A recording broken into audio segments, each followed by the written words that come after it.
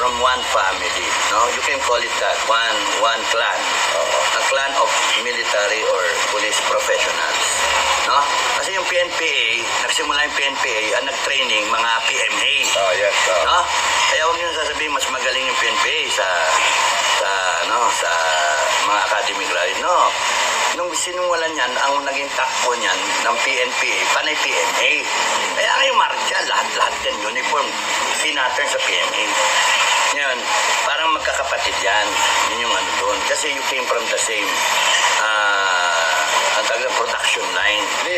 Hindi sir, magkapatid. Ang tingin ko dyan, pamangkin. Tinuruan mo eh.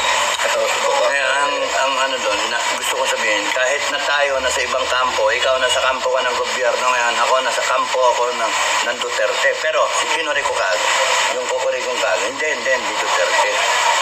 Sa taong bayan ako. Ganon. Sa taong bayan tayo, hindi tayo Duterte, hindi tayo Marcos. Ang ano sa tama tayo, sa tama. Kahit nasa magkaibang ano tayo ng paniniwala, let's remain civilized.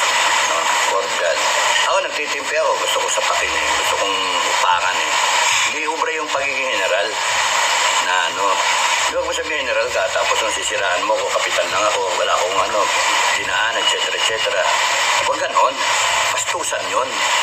You know very well, kung ikaw professional ka, you don't do that to a fellow na so kung pwede iikot din ang gulong eh. Yun yung problema dyan, iikot ang gulong, mariretire ka rin, as sinasabi ng iba, mariretire din, and then one of these days Inday Sara might become the president, you don't know, or one of these days there might be a military junta, no? A military junta or a revolutionary government na I might find myself, I'm there, or one of these days, you might find yourself as a 4-star at CPNP, you're promoted by Bongbong, and then I will find myself na as enemy number 1 ng gobyerno and my group. No? Pero, you know, ang gusto kong intindihin niyo mga kababayan, no? Nung pa, kung gugustuhin ko, nung pa sana, na nagpupa ka na lang. Pero hindi, professional nga kami.